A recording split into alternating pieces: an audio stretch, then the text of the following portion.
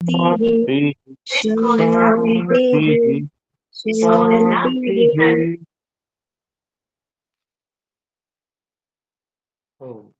वैशेषिक दर्शन के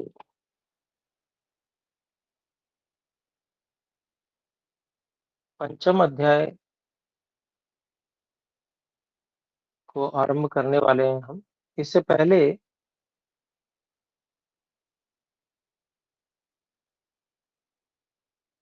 यह हम कर चुके हैं थोड़ा, हाँ इसमें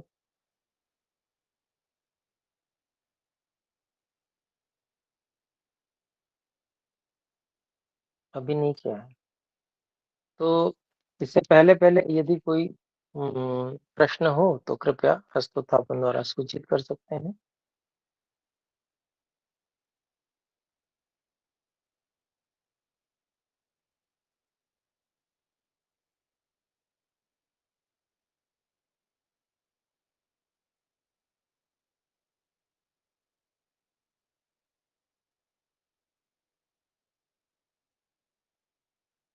तो कोई प्रश्न नहीं है तो हम आगे बढ़ जाते हैं। ये हम पंचम अध्याय के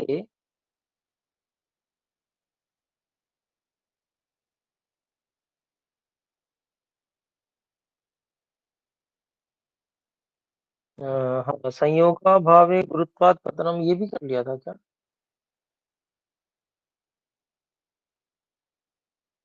7वें तक हो गया था जी गुरुजी, हम में से? यहाँ तक हो गया था। जी गुरुजी, यहाँ तक हो गया था।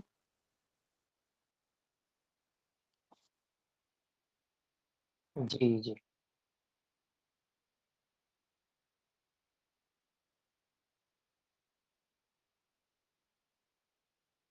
तो यहाँ पर जो ऋषियों का सिद्धांत है उसको चोरी करके न्यूटन वगैरह ने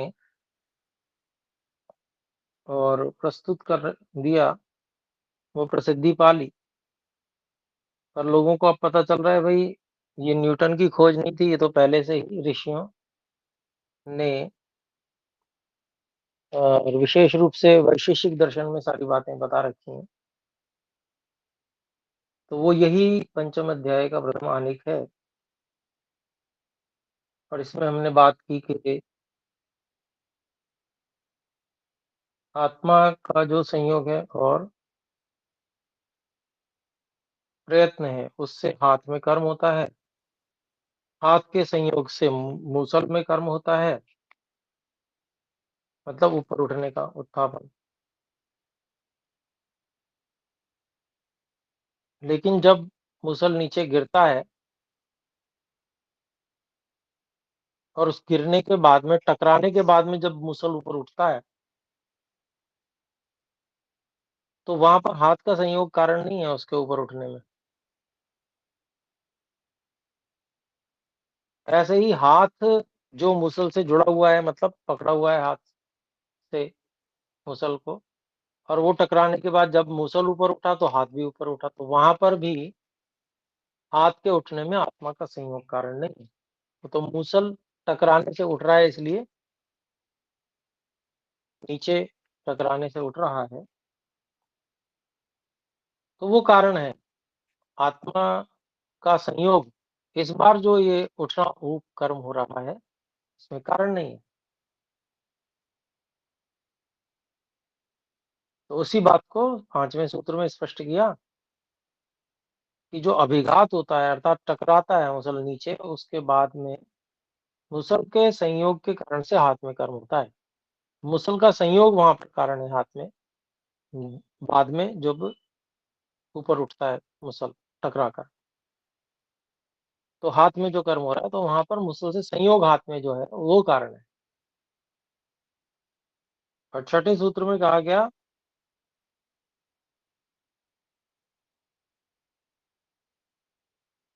हाथ के संयोग से अगर शरीर में भी कुछ हिलना डुलना होता है तो वो भी हो सकता है।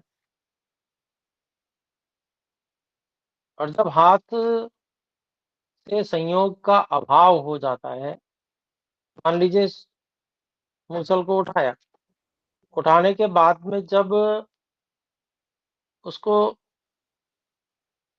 ये इच्छा होती है कि अब ये नीचे जाके टकरावे, तो उसको छोड़ दिया जाता है। तो छोड़ते ही वो नीचे अपने आप गिरता है। तो इसी बात को कहा है, तो संयोगाभावे गुरुत्वात् पतनम। संयोग, हाथ से संयोग का अभाव हो जाने पर अब उसमें भारीपन है, गुरुत्व है उसमें, मुसल में। वो अपने गुरुत्व के कारण से नीचे गिरता है। इसी को गुरुत्वाकर्षण कहते हैं। इसको, इसकी खोज की न्यूटन ने, ये सारी दुनिया बेकार में गा रही है। और भारतीय पुस्तकों में भी पढ़ाया जा रहा है, हमें भी बचपन में पढ़ाया गया। तो वो झूठ है। यहाँ पर देखिए, संयोग भावे गुरुत्वात् पतनम, स्पष्ट रूप से इस बात को, संयोग का अभाव हो जाने पर भारी होने के कारण से, गुरुत्व होने के कारण से वो नीचे गिरता है। ये बात यहाँ आ गई है। तो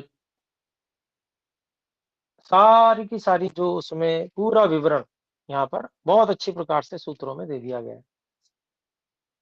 तो 7वां सूत्र है, संयोगाभावे गुरुत्वात् पतनम। संयोगाभावे उत्क्षेपण निमित्तस्य संयोगस्य पतन प्रतिबंधकस्य संयोगस्य अभावे सति। तो उत्क्षेपण का जो निमित्त, जो संयोग, हाथ से संयोग था ना,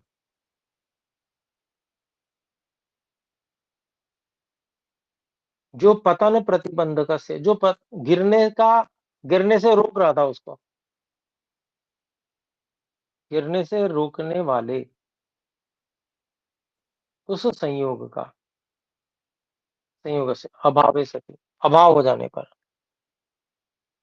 गुरुत्वात् पतनम भारवत्वात् खलु वस्तुनो नीचे ही पतनम भवति।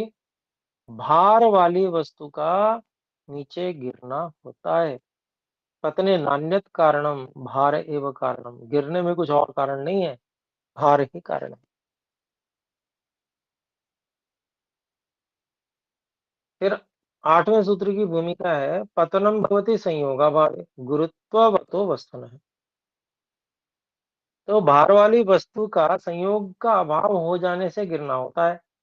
परंतु विशिष्ट नोदन, नोदनात्, परंतु विशिष्ट नोदनात् ऊर्ध्वं गतं गुरुत्ववत् वस्तु कथम पतति। जहां पर संयोग की बात ही नहीं है,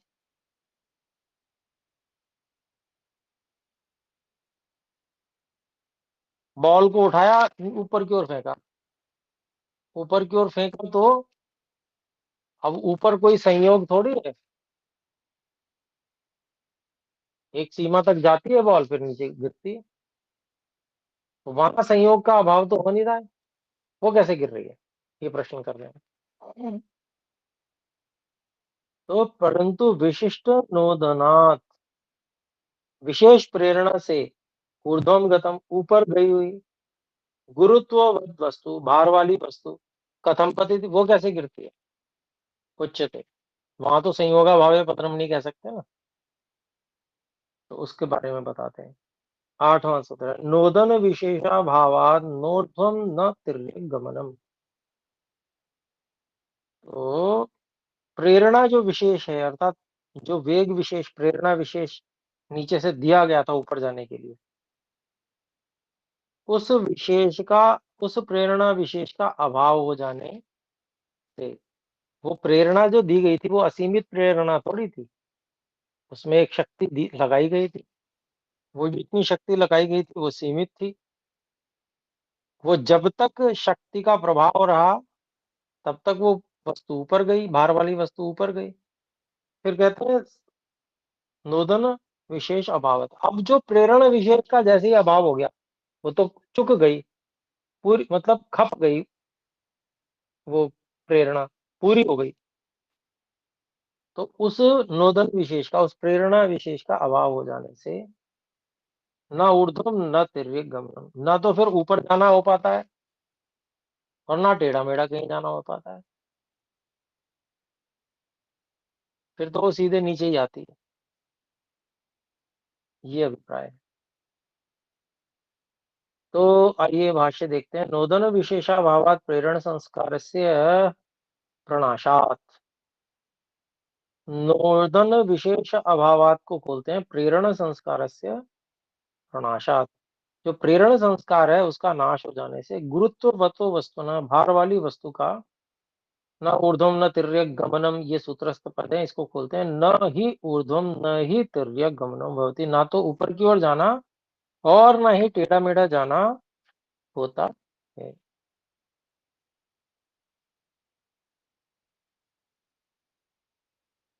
फिर कहते हैं ऊर्ध्व प्रेरण संस्कारेण ऊर्ध्वम, तिर्यक प्रेरण संस्कारेण तिर्यक गच्छति।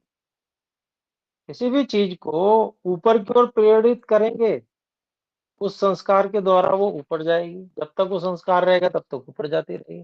संस्कार जैसे ही खत्म हुआ फिर ऊपर जाना बंद। ऐसे ही तिर्यक प्रेरण संस्कार और तिरछा फेंकने, जैसे थ्रो करते हैं, एक खिलाड़ी दूसरे खिलाड़ी तक पहुंचाने के लिए बॉल को टेढ़ा फेंकता है, ऊपर नहीं फेंकता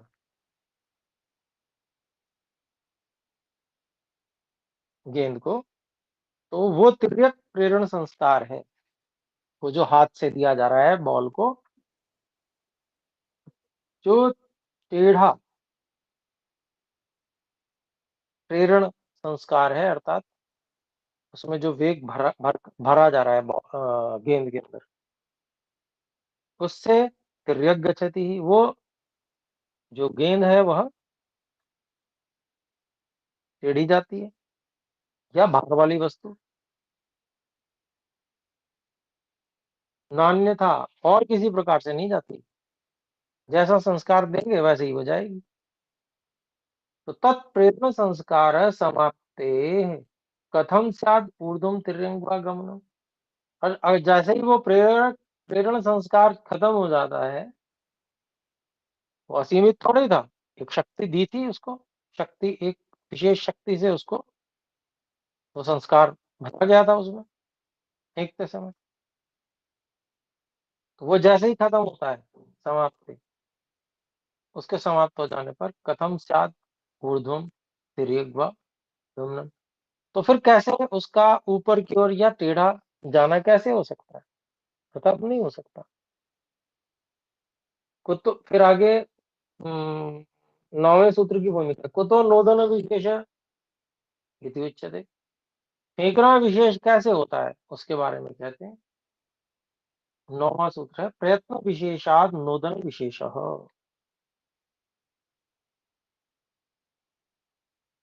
तो कोई भी वस्तु जो भार वाली है, पत्थर है, तीर है, कोई भी वस्तु है, तो प्रयत्न विशेष, विशेष प्रकार का प्रयत्न करने से उसमें, उस वस्तु में नोदन विशेष है, विशेष प्रकार का प्रेरण संस्कार उत्पन्न हो जाता है।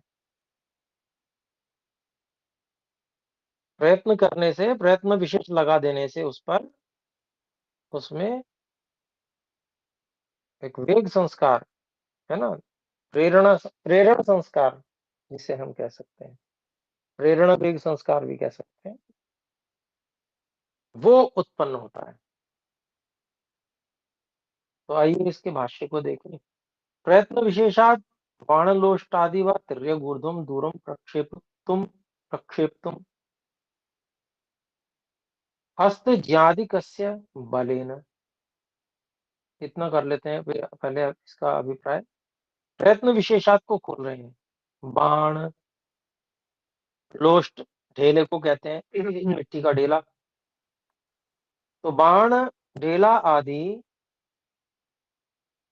के तिर्यक ऊर्ध्वम, टेढ़ा या ऊपर की ओर, दूरम प्रक्षेप्तुम, दूर फेंकने के लिए, हस्त ज्यादिकस्य, हाथ या ज्या डोरी को कहते हैं, धनुष भी कह सकते हैं उसको, उसका, उसके हस्त ज्यादिकस्य, तो हाथ और धनुष आदि के बलेन, बल से, पश्चात नीचैर्वाकर्षणम, पीछे की ओर या नीचे की ओर खींचने से। पहले जैसे धनुष की डोरी को पीछे की ओर खींचा जाता है, या फेंकने के लिए हाथ को पीछे की ओर ले जाते हैं, इसी की बात कर रहे हैं। पश्चात नीचे व कर्षणम, ऊपर फेंक रहा हूं तो नीचे की ओर लेके जाएंगे हाथ को, ऐसे डोरी को नीचे खींचेंगे, और टेढ़ा फेंकना हो तो पीछे की ओर लेके जाएंगे हाथ को खींचकर। तो पश्चात नीचे व कर्षणम, तो पीछे की ओर या नीचे की ओर कर्षणम खींचना। प्रत्यय विशेष, ओ क्षमा करें, प्रयत्न विशेष है, यही प्रयत्न विशेष है, इसी को प्रयत्न विशेष कहते हैं। तो कहते हैं विशिष्ट प्रयत्न, उसी को खोल रहे हैं, प्रयत्न विशेष अर्थात विशिष्ट प्रयत्न। तस्मात, उस प्रयत्न से, नोदन विशेष खोलते हैं, प्रेरण संस्कार विशेषो, उस वस्तु में प्रेरण संस्कार विशेष आ जाता है जिसको फेंक रहे होते हैं। प्रयत्न विशेष करने से मतलब नीचे की ओर ले जाएंगे हाथ को, या पीछे की ओर ले जाएंगे, या धनुष की डोरी को तीर में लगाकर और पीछे की ओर ले जाएंगे या नीचे की ओर लाएंगे। ये जो प्रयत्न विशेष है उसमें तीर में या गेंद में या ढेले में एक प्रेरण संस्कार विशेष, उसी को खोलते हैं विशिष्ट प्रेरण संस्कार भवति, उसमें विशिष्ट प्रेरण संस्कार आ जाता है, होता है। पुनः फिर क्या होता है, 10वां सूत्र, नोदन विशेषात उदसन विशेषण। तो उस प्रेरण संस्कार विशेष के आ जाने से उस वस्तु का उदसन, दूर जाना विशेष होता है, विशेष दूरी तक जाता है वो ढेला या तीर। भाष्य भी छोटा सा है, विशिष्ट प्रेरण संस्कारात उदसन विशेषण, अर्थात उदसन विशेष को खोलते हैं विशिष्टोदसनम, विशिष्ट उदसनम अर्थात विशिष्ट उत्सर्पणम। उदसन किसे कहते हैं, उत्सर्पण को, उत्सर्पण किसे कहते हैं, दूर जाने को। तिर्यक ऊर्ध्वम वा, चाहे वो टेढ़ा जाना हो या ऊपर की ओर जाना हो। विशिष्ट गमनम अर्थात टेढ़ी ओर या ऊपर की ओर, विशेष गमनम भवति, विशेष उसका जाना होता है, विशेष दूरी तक वो जाता है। जितना उसमें बल लगाया, प्रयत्न किया, उतना ही उसमें प्रेरण संस्कार भर गया, और प्रेरण संस्कार बढ़ते ही जब उसे छोड़ दिया तो वो उस संस्कार से एक दूरी विशेष तय करता है। फिर कहते परंतु तत्रायम विशेष है, लेकिन उसमें ये बात विशेष है क्या, 11वां सूत्र, हर हस्तकर्मणा दार कर्म व्याख्या।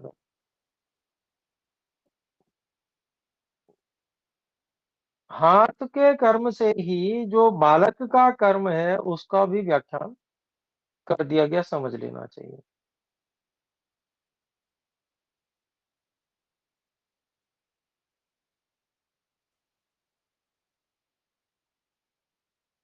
तो बालक का कर्म का मतलब क्या हुआ, बालक क्या होता है, खिलौने पे बैठता है, आपने देखा होगा घोड़ा होता है ना, घोड़ा जैसा होता है, नीचे से उसको गोल बना देते हैं, तो बच्चा उसमें बैठता है, और थोड़ा आगे होता है तो आगे एक सीमा तक जाने के बाद में फिर वो पीछे की ओर होता है। तो ऐसे वो फिर एक बार गति देते हैं उसको, तो फिर वो हिलता रहता है आगे पीछे आगे पीछे। ऐसी कुर्सियां भी बनती हैं आजकल जिसपे वयोवृद्ध लोग बैठकर और झूलते रहते हैं। तो उसी की बात यहाँ, उसी खिलौने की बात लगभग ऐसा समझना चाहिए यहाँ पर। खिलौने पर बैठे बच्चे के शरीर में होने वाला जो कर्म है, तो वो हाथ के कर्म के समान ही समझना चाहिए, जैसे हाथ का कर्म अभी पीछे बात की गई थी चौथे पांचवें सूत्र में। अभी हम उसका विवरण भी समझ के आ रहे हैं, बिल्कुल कक्षा के आरंभ में जैसे मैंने उसको एक बार बताने का फिर से प्रयास किया था। तो वैसे उन्हीं उसी के समान समझना चाहिए। इसका भाष्य देखते हैं। तो बालकस्य उदर्शन कर्म तिर्यगूर्ध्वम् अंगचलनम हस्तकर्मणा व्याख्यातम।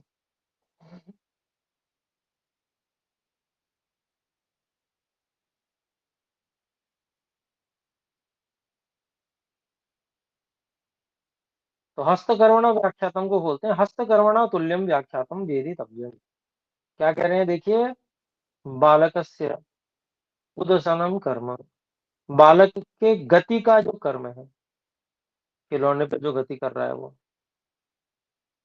तिर्यक ऊर्ध्वम अंग चलनम, इसको हटा दिया है, इससे कुछ समझ में नहीं आ रहा है। टेढ़ा, ऊपर की ओर अंग चलाना, बल्कि खिलौने वाला जो कर्म है वो थोड़ा सा समझने में सरल है। ऐसा जो बालक की गति है, कुदसन है, वह हस्तकर्मणा, हाथ के कर्म के समान, तुल्यम व्याख्यातम विदितम में व्याख्यान कर दिया गया, समझना चाहिए। कहते हैं यथाभिघाता मुसले मुसलेन सह, जैसे टकराने से, मुसलेन सह, मूसल के साथ में, यद्वा मुसल संयोगात, या मुसल के संयोग होने से, हस्ते भवति उदसनम कर्म, हाथ में होता है उदसन कर्म, ऊपर उठने का कर्म होता है। तो कहते हैं नोदन विशेषम अंतरेण अपि, नहीं, नोदन विशेष अंतरेण अनिच्छया च, और वहां पर प्रयत्न विशेष के बिना भी, बिना इच्छा के ही, संयोग मात्रेण, संयोग मात्र से वो होता है कि हाथ केवल पकड़ रखा है हाथ से, इस कारण से हाथ में भी ऊपर जाने का कर्म हो रहा है नीचे से टकरा के।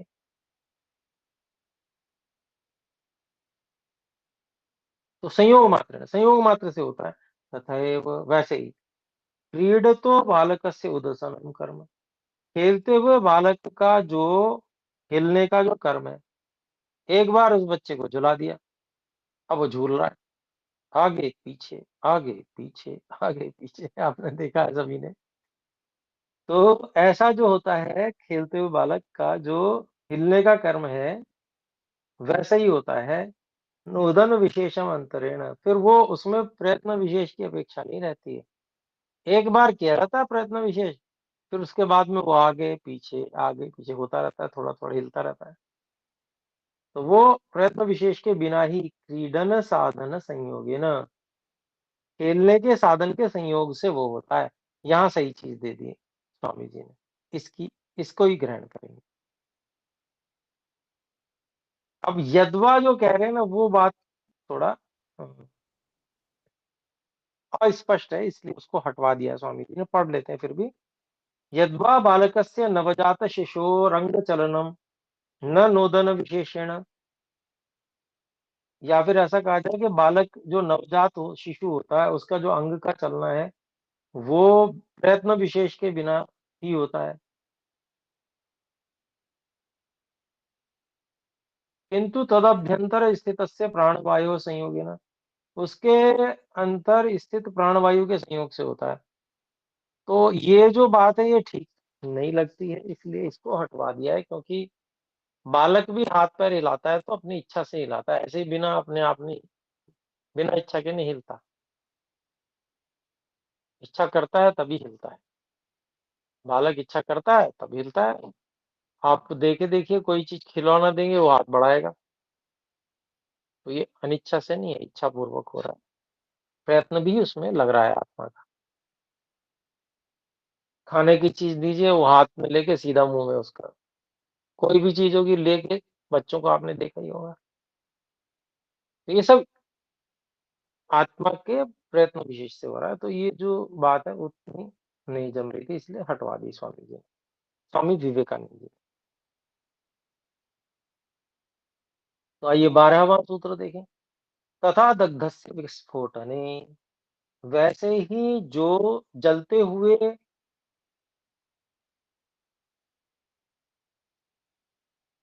किसी लकड़ी में कभी कभी विस्फोट जैसा होता है, उसमें भी ऐसे ही समझना चाहिए, वहां प्रेरणा विशेष नहीं है।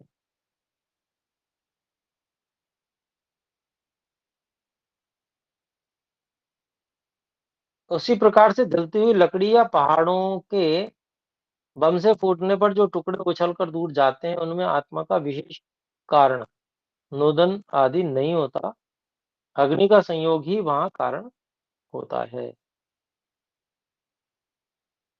तो मनुष्य का प्रयत्न विशेष वहाँ नहीं है, लेकिन मनुष्य ने अगर वो पहाड़ तोड़ने के लिए बम लगाया तो वहाँ तो उसका कारण बन जाएगा। सीधा कारण जो है वो बम की शक्ति, अग्नि की शक्ति ही सीधा कारण है। बाकी परंपरा से कारण बम लगाने वाला भी है, लेकिन वो परंपरा से है। इसलिए जो अपना दर्शन शास्त्र है वो सीधे कारण को ही मतलब मुख्य कारण माना जाता है यहाँ पे। जिस जो सीधा कारण बन रहा है, पत्थर के छटक के दूर जाने में जो सीधा कारण बन रहा है, तो वो विस्फोट है। ऐसी जलती हुई लकड़ी है, लकड़ी जलाई तो जा रही है, लेकिन अनेक बार वो स्वभाव से विपरीत भी कई बार ऐसा विस्फोट जैसा हो जाता है लकड़ी में। हम सब लोग सभी जो है याज्ञिक लोग हैं और इस बात का हमें अनुभव भी है कि कई बार लकड़ी सामान्य की अपेक्षा कुछ विशेष ही ढंग से जलने लगती है। ऐसे जैसे फुर्र करके एकदम से जैसे बड़ी तीव्र सी अग्नि उसमें से निकल रही हो। इस प्रकार का भी व्यवहार हम में से बहुत से भाई-बहनों ने देखा होगा हवन करते समय। तो ये सब चीज़ें जो हैं ये सब अग्नि के संयोग से हैं। वहाँ कोई इस प्रकार का पदार्थ होता होगा जो तीव्रता से और वायु के वेग सहित जलने वाला ऐसा होता होगा, वो वहाँ पर अग्नि के संयोग से जलता है, तो वैसी स्थिति बन जाती है। कभी-कभी फटक-फटक करके भी हो जाता है। कोई चीज़ सामग्री में ऐसी होती है जिससे वो विस्फोट जैसा होता है, फिर छिटक के वो कहीं कपड़ों पे आ जाता है तो छिद्र सा बन जाता है काला-सा। ऐसा जो याज्ञिक लोग हैं ना, उनके कपड़े कभी न कभी आप देखेंगे, मेरा तो कभी आप देखेंगे तो कुछ न कुछ मिल जाएगा आपको जला हुआ।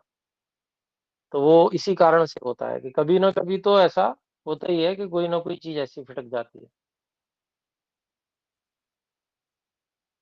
तो यहाँ पर देखते हैं इसका भाष्य। तथा च दग्धस्य विस्फोटने दग्धस्य दह्यमानस्य काष्ठादिक काष्ठाश्मादिकस्य विस्फोटने, और वैसे ही दग्धस्य दग्धस्य मतलब दह्यमानस्य अर्थात जलते हुए, काष्ठ लकड़ी, पत्थर आदि के, ऐसा पत्थर कोयला भी आता है जो जलता है। एक तो लकड़ी का कोयला होता है, वो अलग होता है, वो तो हल्का होता है, लेकिन पत्थर का भी एक कोयला होता है, हमने देखा हुआ है, तो वो जलता है, पत्थर कोयला। तो उसकी बात कर रहे हैं यहाँ पे, अश्म अश्मादिकस्य। तो इस प्रकार का जो अ, पत्थर होता है जलने वाला, उससे उसके विस्फोटने, उसमें विस्फोट होने से। फिर कहते हैं विपाटने, अर्थात फटने पर। तदंशानाम तिर्यक ऊर्ध्वगमन रूपम, उसके अंशों का टेढ़ा ऊपर की ओर जाने रूप उदसनम गति कर्म, हस्तकर्मणा तुल्यम व्याख्यातम, हाथ के कर्म के समान व्याख्यान कर दिया गया, समझ लेना चाहिए। कैसे? नोदन विशेषम अंतरेण, प्रेरण विशेष के बिना ही। प्रेरण विशेष वहां नहीं है, तो उसी के समान है। वहां भी प्रेरण विशेष नहीं है, वहां एक बार किया गया प्रेरण, उसके बाद में वो टकराया, टकराने के बाद अपने आप उठ रहा है। ऐसे ही वहां पर भी है, वहां भी कोई प्रेरण विशेष नहीं है, सीधा सीधा, लेकिन फट रहा है फिर भी वो। अग्नि संयोगी है ना, एवं, और ये कार्य किससे होता है? अग्नि के संयोग से ही होता है। एवं ही, और भी, इसी प्रकार से 13वां सूत्र, यत्नाभावे प्रसुप्त से चलनम, यत्न का अभाव होने पर भी सोते हुए व्यक्ति का चलना भी ऐसे ही होता है। कितने ही लोगों को नींद में चलने की बीमारी होती है, उनसे बताओ सुबह तुम ऐसे ऐसे वहां वहां घूम रहे थे, तो मानेगा ही नहीं वो। कि नहीं मैं तो सो रहा था उस समय।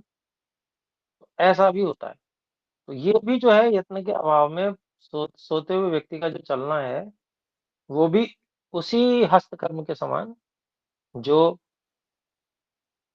टकराने के बाद, अभिघात के बाद में हो रहा है, उसके समान समझना चाहिए। फिर कहते हैं त्रिणय कर्म वायु संयोगात्। ये दोनों सूत्र एक साथ में इसलिए दिए हैं, दोनों में संबंध है। तो जो तिनके में कर्म हो रहा है, तिनका पड़ा हुआ है, पड़ा है तो पड़ा रहना चाहिए, लेकिन वो उड़ना शुरू हो गया, तो कहते हैं वायु संयोग, क्योंकि वो वहां पर वायु का संयोग हो रहा है, इस कारण से वो तिनका उड़ रहा है। तो इसका भाष्य देखते हैं, खोलते हैं। ये प्रसुप्तस्य यत्नाभावे चरणम त्रिणे कर्म स्वयं वायु संयोगात्, खोल रहे हैं इसको। प्रकृष्ट प्रसुप्तस्य सुषुप्तिगतस्य अचैतन्यगतस्य मूर्छितस्य प्राणिनश्च यत्नाभावे चरणम भवति। प्रकृष्ट सुप्तस्य, बहुत गहरी नींद में सोए हुए, सुषुप्तिगतस्य, जो गहरी निद्रा में गया हुआ है उसके, अचैतन्यगतस्य, मूर्छितस्य वा, या वो मूर्छित हो गया है, चेतना जिसकी हट गई है, उसके, प्राणिनः, ऐसे प्राणी के, यत्नाभावे, प्रयत्न का अभाव होने पर भी चलनम भवति, चलना हो जाता है, गति होती है उसमें। क्यों? वायु संयोगात, वायु के संयोग से ऐसा होता है। वात प्रबलत्वात्, वात के प्रबल होने से, वात रोगादिति यावत, वात रोग के कारण से ऐसा होता है। क्योंकि ऐसा होता है ना कि शरीर में अभ्यास है, शरीर में अंगों का अभ्यास भी होता है।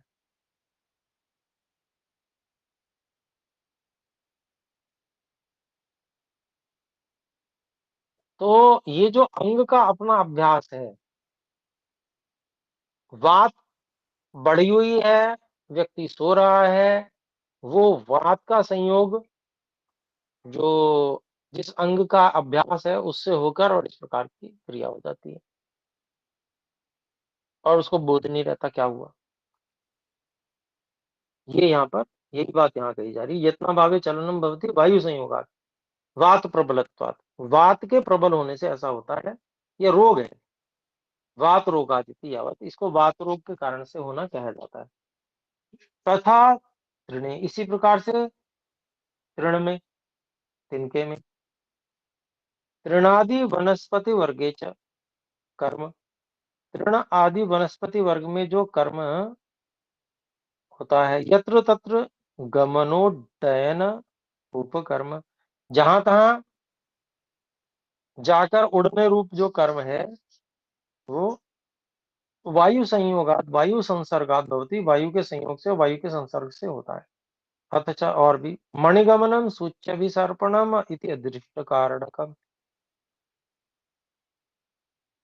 तो इंजन का चलना इत्यादि, और सुई का चुंबक की ओर खिसकना, ये सब 15वां सूत्र है ये।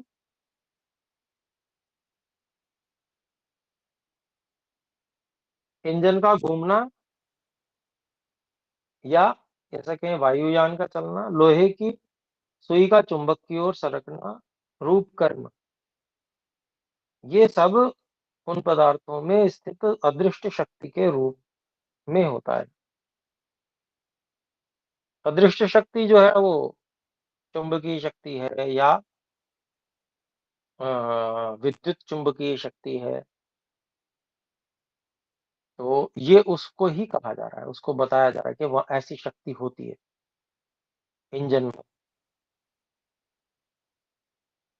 तो अभिप्राय क्या है यहाँ पर, सूक्ष्म रूप से, सूत्र रूप में विज्ञान को बताया गया है, और उसका प्रयोग करके, उसका खोज करके जो है उसका उपयोग कर लिया जाता है, एप्लीकेशन। तो यहाँ पर बताया जा रहा है, देखें, मणिगमनम, मणेर्गमनम, मणिगमनम, मणि का, मणि का जाना अर्थात मणि गमन, मणेः गति, गति ही, मणि की गति अर्थात इंजन की जो गति है, जिसमें चक्कर घूमता है, उसकी गति। विमानादि चलनार्थम गति, क्या चालनार्थम गति, विमान आदि को चलाने के लिए जो गति है। विमान अर्थात विशेष जिसमें भार आदि है और वो गति करता है, ऐसा जो कर्म है। और फिर कहते हैं सूच्य अभिसर्पणम, बोलते हैं सूच्या अभिसर्पणम अयस्कांतम प्रति। तो सूची के द्वारा अर्थात सुई के द्वारा सरकना, अयस्कांतम प्रति अर्थात चुंबक की ओर, इति आदिकम, इस प्रकार से आदि आदि।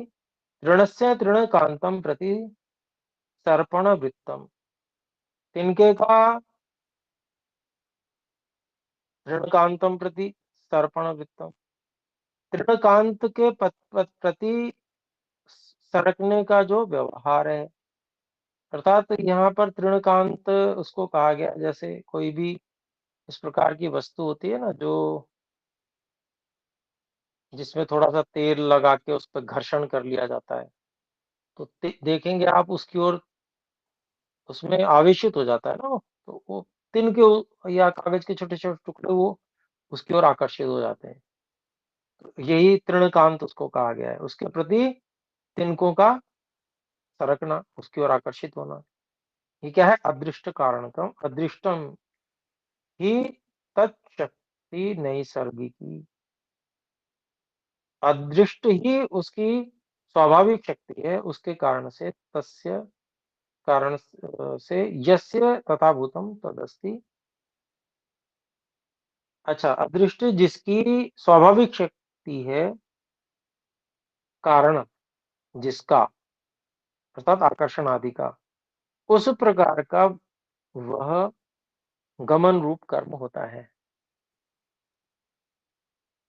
अर्थात उस गमन रूप कर्म में अदृष्ट की जो स्वाभाविक शक्ति है, किसी भी चीज की, चुंबक की मान सकते हैं,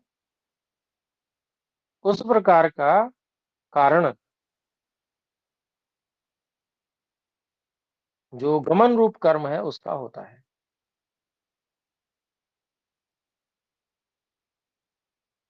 तो यहाँ पर स्वामी जी ने ज्यादा सर्वनाम उपयोग कर दिए, तथा भूतम तद अस्ति, है ना, तो उसको हमको अपने हिसाब से अर्थ कर लेना है समझने समझाने के लिए।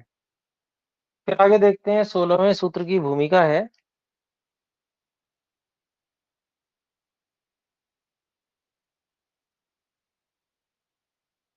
यह मैं समझता हूँ ज्यादा हो जाएगा, इतना पर्याप्त है, इतने की तैयारी करेंगे। समय इस 5 ही मिनट बचा हुआ है, जी गुरु जी। इतना ही रखते हैं। तो आइए एक बार ओम का उच्चारण करके विराम करें। ओ